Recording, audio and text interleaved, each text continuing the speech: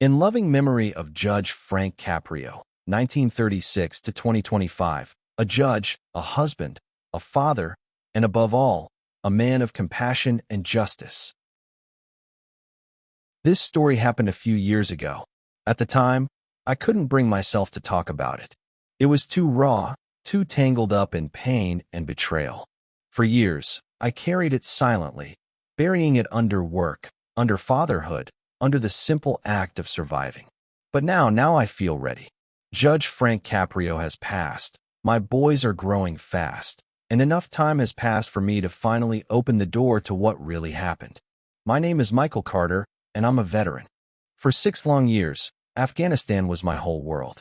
Imagine endless sandstorms, heat that cracked your lips, and nights pierced by the whine of mortars. You learn to sleep with one eye open, to laugh at death just to stay sane. I came back with scars, some on my skin, most buried deeper where no one could see. People say time heals, but I've learned that some wounds never close. They just scab over until something rips them open again. Still, I thought the hardest part was behind me. I told myself the battlefield had been left overseas. I was wrong. Coming home to Providence, Rhode Island was supposed to be my salvation. A quiet New England street lined with old brick houses, a porch light glowing in the dusk, a wife waiting at the door, and most of all, 2 boys. Twins. My sons. I had only ever known them through screens, fuzzy FaceTime calls, photographs smuggled through slow mail. I'd stare at those pictures at night in my bunk, tracing their cheeks with my finger, memorizing every detail. The guys in my unit used to tease me. "Carter, those kids don't even look like you. Maybe Rachel's been busy back home." They'd laugh, clap me on the back. I'd laugh too. Because in war, jokes are easier than silence. And honestly, I didn't care. Blood didn't matter to me.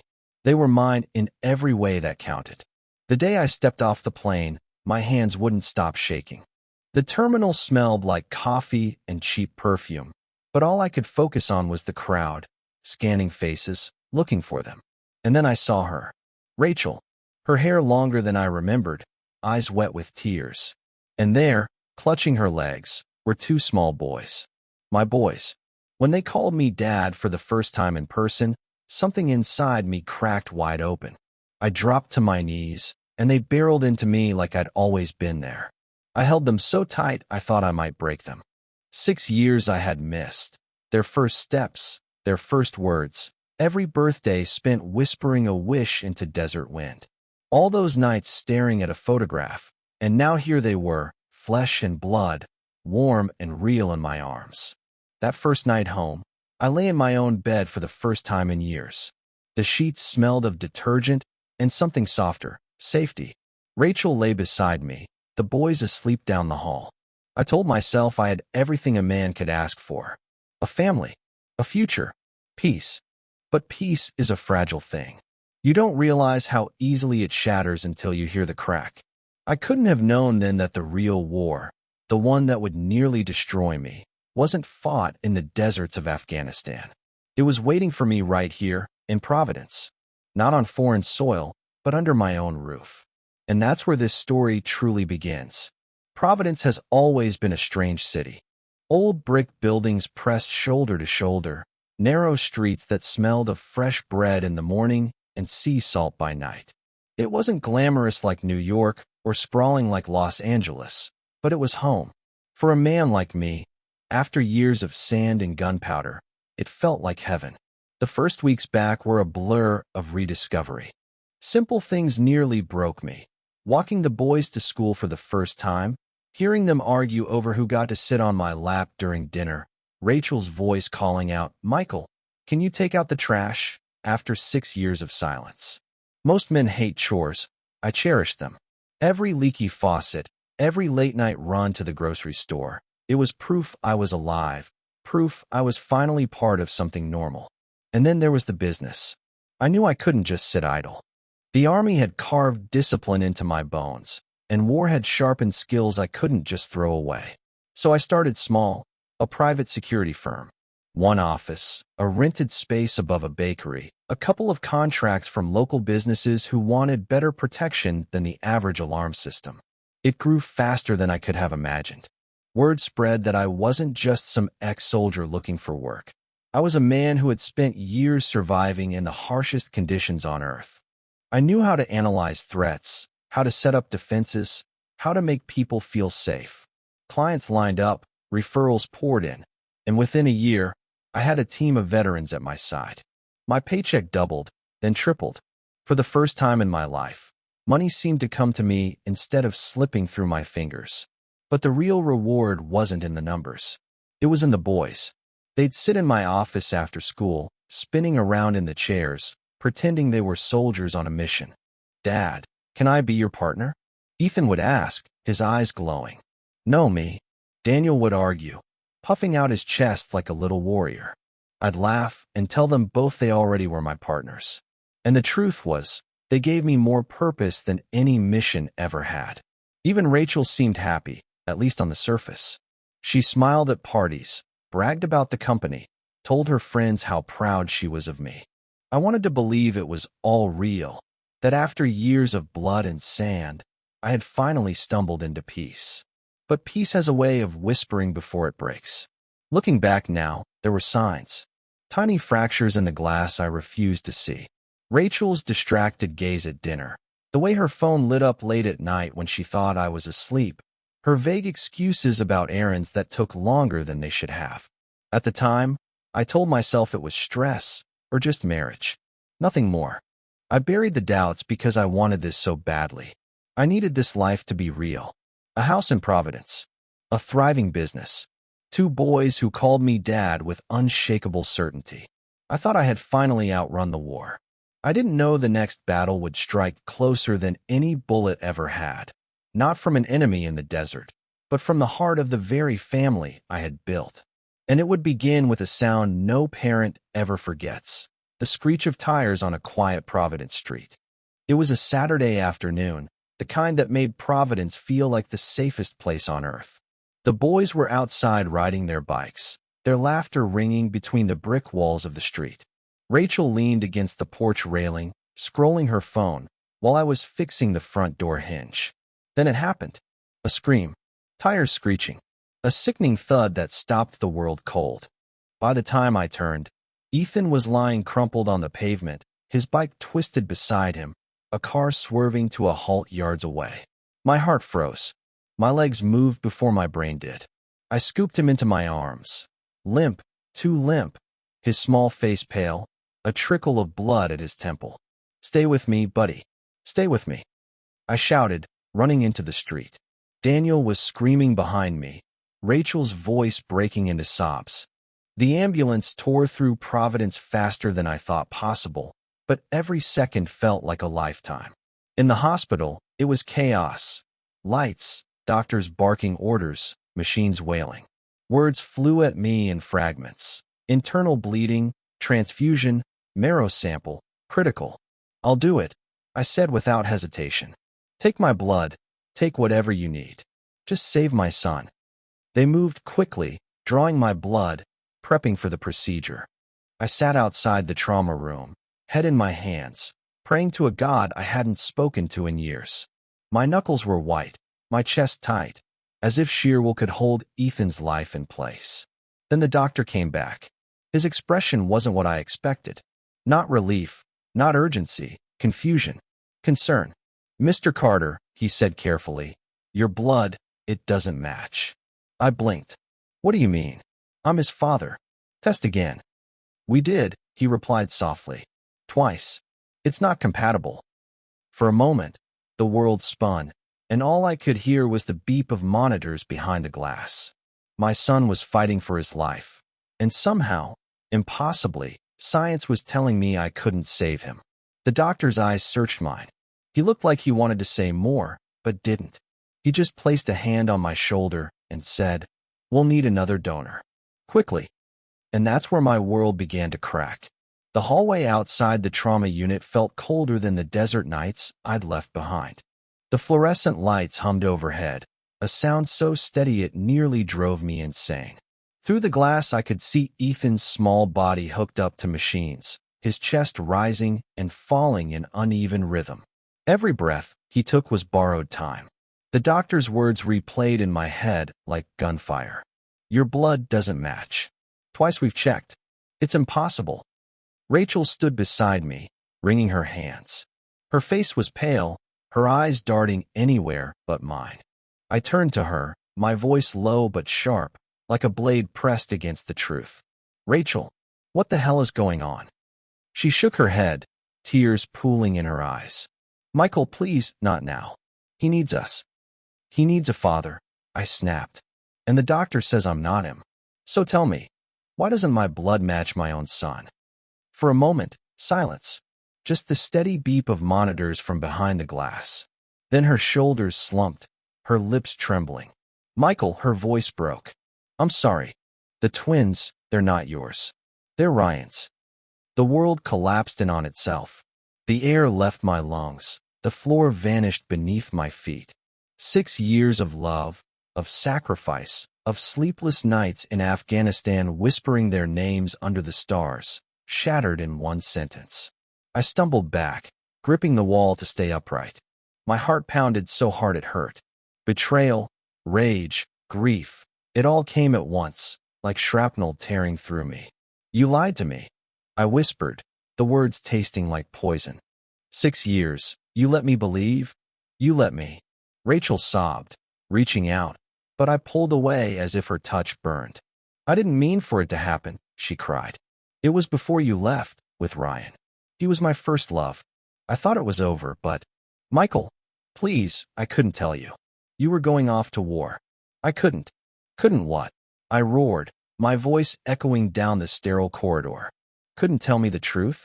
Couldn't let me decide if I still wanted to fight for you, for them?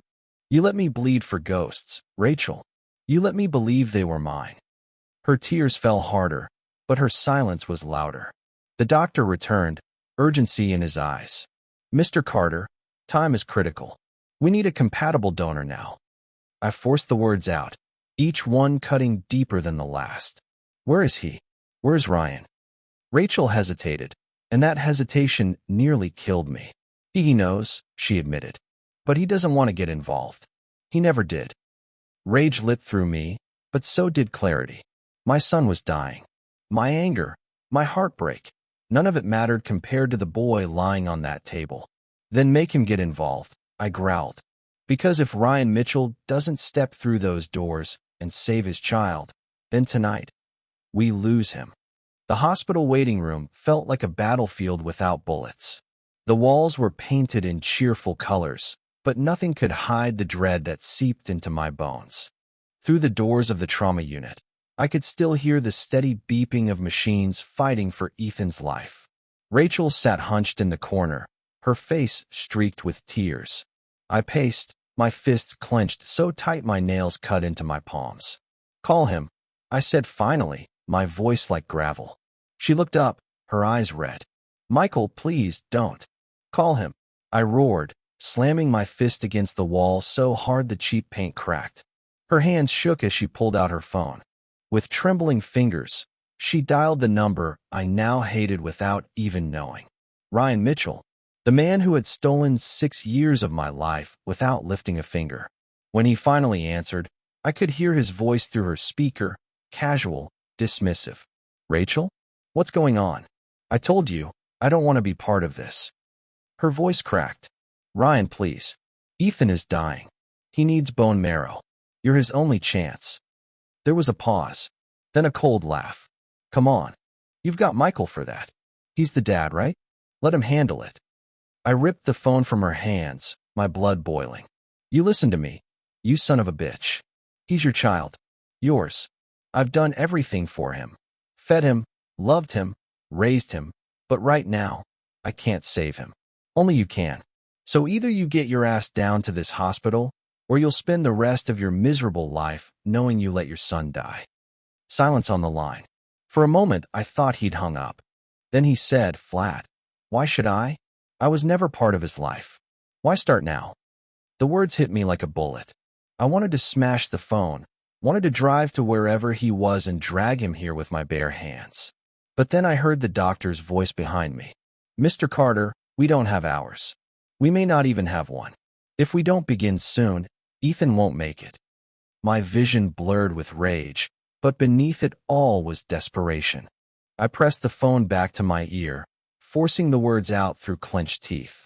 Because it's not about you. It's not about me. It's about him. He's lying here, fighting for his life. And if you don't come, then his blood will be on your hands forever. Another long silence. Then a sigh, heavy and reluctant. Fine, Ryan muttered. I'll come. But don't expect me to play hero. The line went dead. I lowered the phone, my hands trembling. Rachel stared at me, whispering, "Thank you." I turned on her, my voice like fire. "Don't thank me. Don't you ever thank me. You brought this into our lives.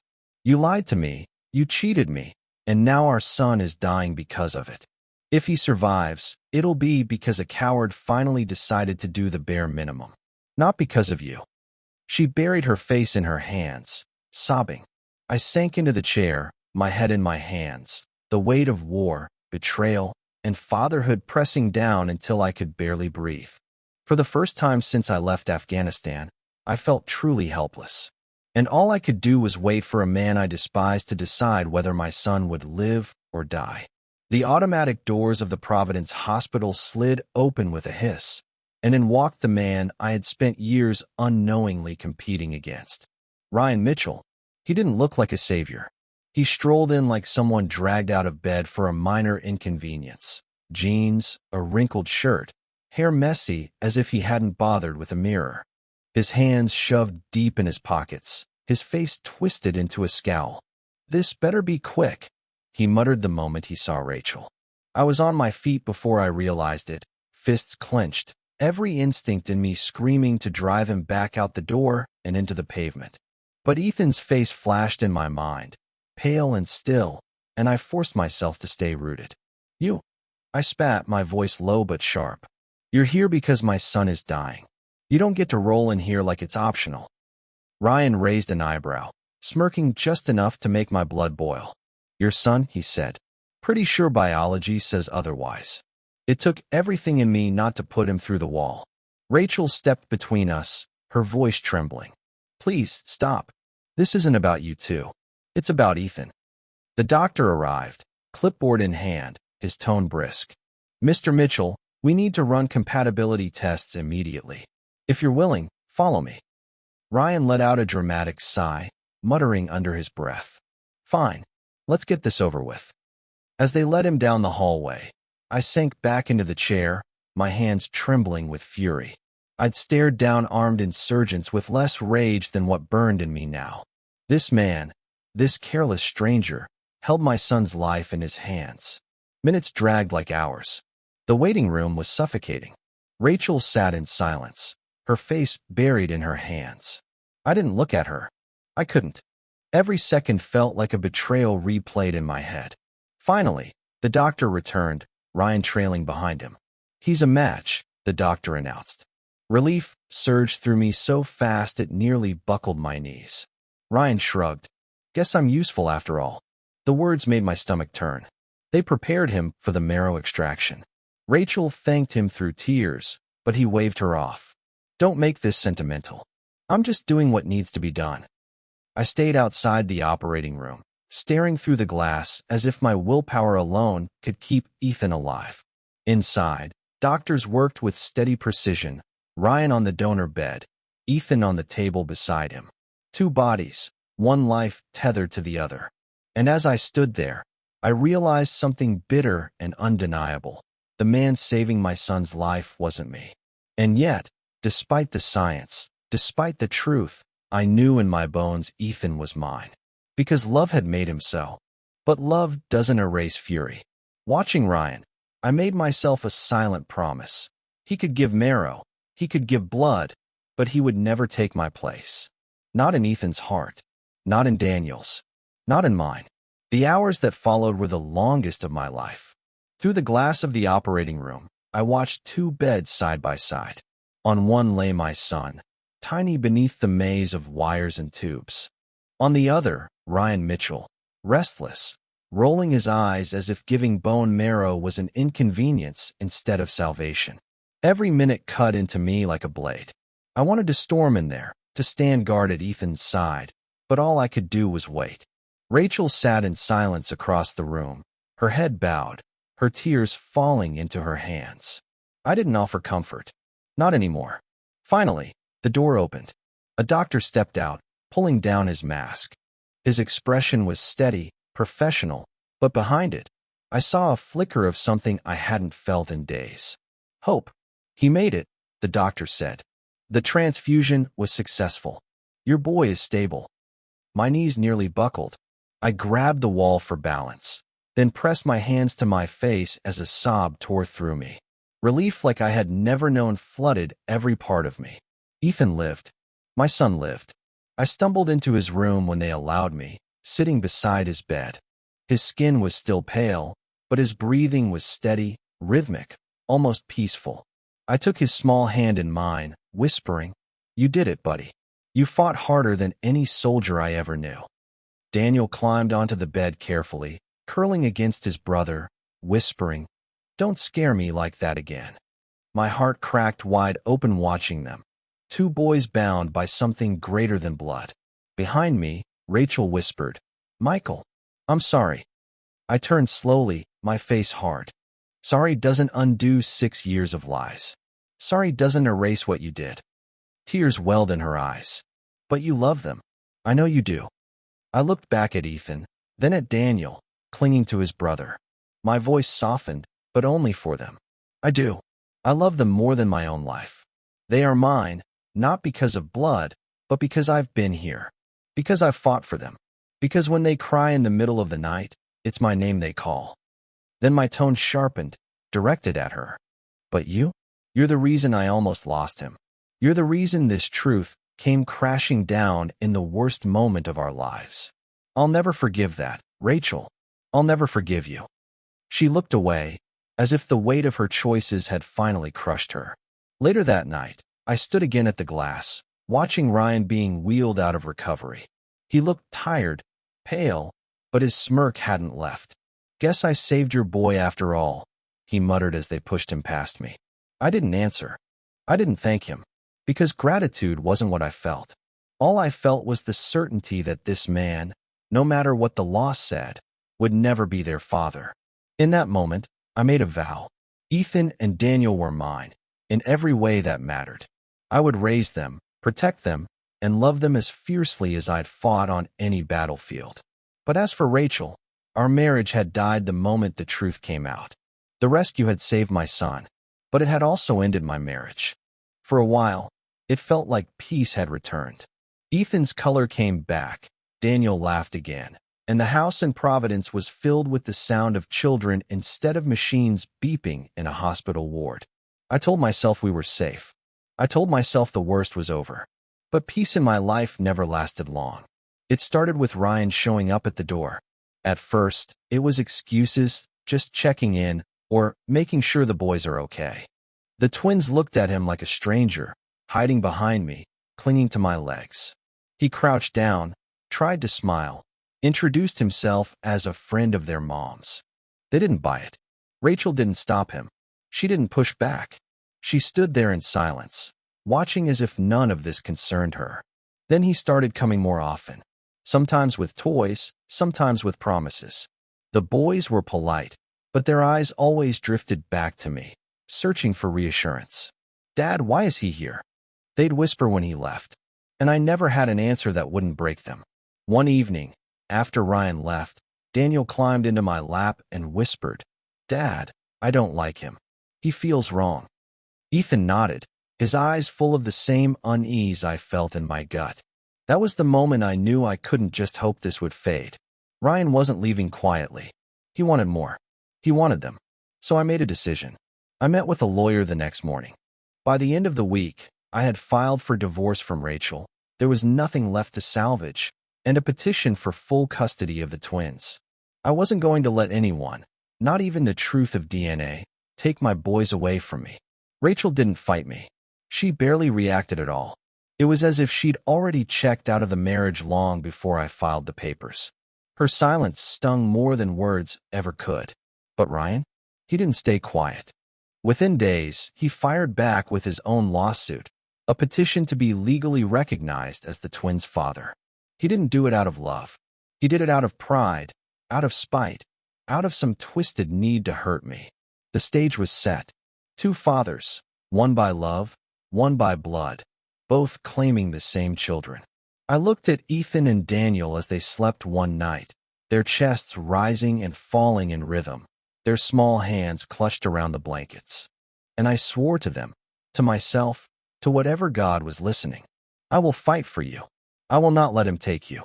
You are my sons. Always. The next battle of my life wasn't going to be fought in the desert. It was going to be fought in the Municipal Court of Providence. And this time, I wasn't fighting for survival. I was fighting for my family. The courtroom felt cold, but sweat ran down my back beneath my shirt. My boys sat beside me, their small hands gripping mine tightly. They were nervous, though they tried hard not to show it.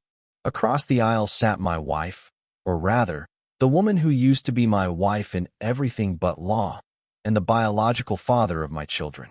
The man with their blood in his veins, but not a single memory of rocking them to sleep or wiping away their tears. This wasn't just any courtroom.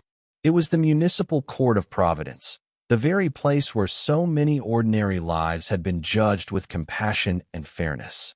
And today, mine was one of them. And then the room rose. Judge Frank Caprio entered. I had heard about him before, the man known across the country as the nicest judge in the world. Now I saw him in person, silver hair, warm eyes, and a presence that was both comforting and commanding. The air in the room shifted the moment he sat down.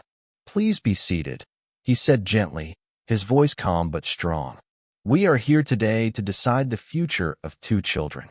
I want you all to remember, what matters most in my courtroom is not paperwork, not DNA, but what is truly best for them.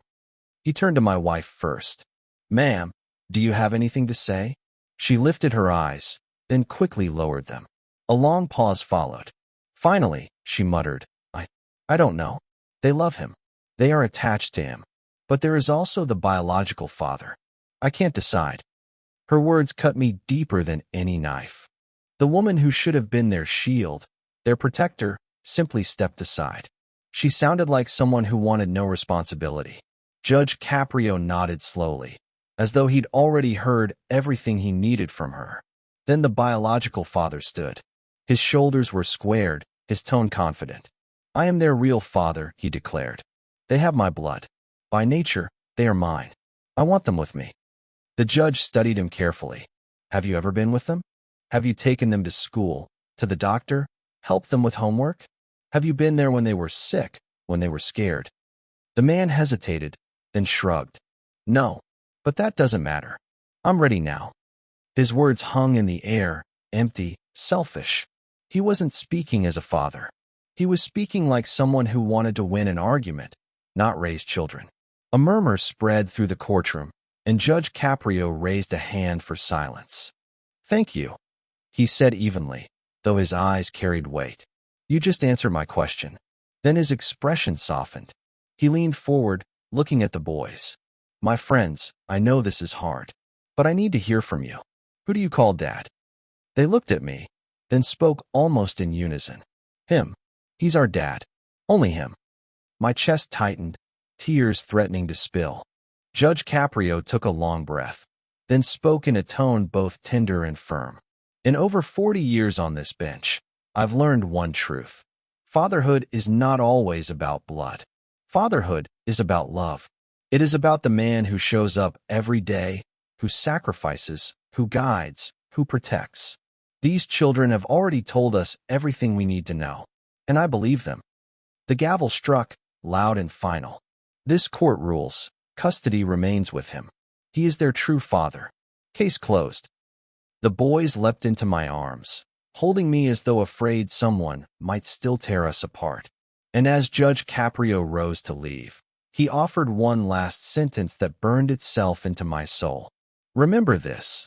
Laws may be written by men, but true justice is written by children.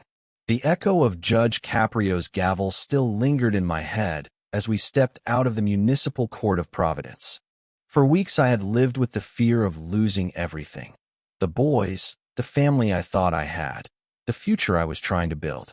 And yet, walking down those courthouse steps with their hands in mine, I realized the truth. I hadn't lost anything. I had won the only thing that mattered. Providence had been my battlefield long before this trial.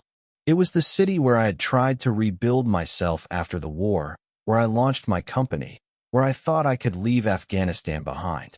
But it was also the city where betrayal lived inside my own walls. The streets here carried too many ghosts. The weeks after the verdict passed in a blur. My security business was thriving, clients pouring in, contracts stacking high. But the hunger for growth was gone. Every boardroom meeting felt hollow. I kept seeing the hospital bed, my son's pale face, the moment the doctor told me I wasn't his biological father. That was the day I realized money can't heal the things that really matter. So I made a decision. I sold the company. Friends told me I was insane, that I was walking away from success just when I had it in my grasp. But success without peace was nothing. Packing the house in Providence was bittersweet.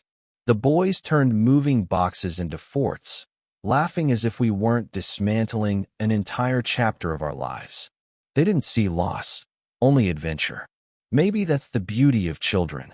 They don't dwell on what was. They run toward what's next. And so we left. Hours of road stretched behind us until the skyline of Providence was just a memory. The brick buildings, the narrow New England streets, the courthouse where my fate had been decided, all fading in the rearview mirror. Ahead of us, Texas waited. When we finally arrived at my parents' old ranch, the land felt endless. Wide skies, fences stretching toward the horizon, air that smelled of earth and freedom. The boys tumbled out of the truck, racing through tall grass, chasing each other as if they'd lived there all their lives. I stood on the porch that evening, watching them, the sunset bleeding orange and purple across the horizon. For the first time in years, I felt peace. Do I still think of her? Sometimes. The betrayal left scars that won't fade. But scars don't mean you're broken. They mean you survived. The biological father vanished soon after the trial. My ex-wife chose her path, and I chose mine. I no longer look backward. The boys chose me, and Judge Caprio's words echo every day. Fatherhood is not always about blood. It is about love. Now, every evening, two boys curl up beside me, calling me dad without hesitation. And in those moments, I know, Providence gave me pain, but Texas gave me healing. The war stole years from me. Lies tried to steal the rest. But in the end, I won something worth more than all of it. Not by blood, but by love.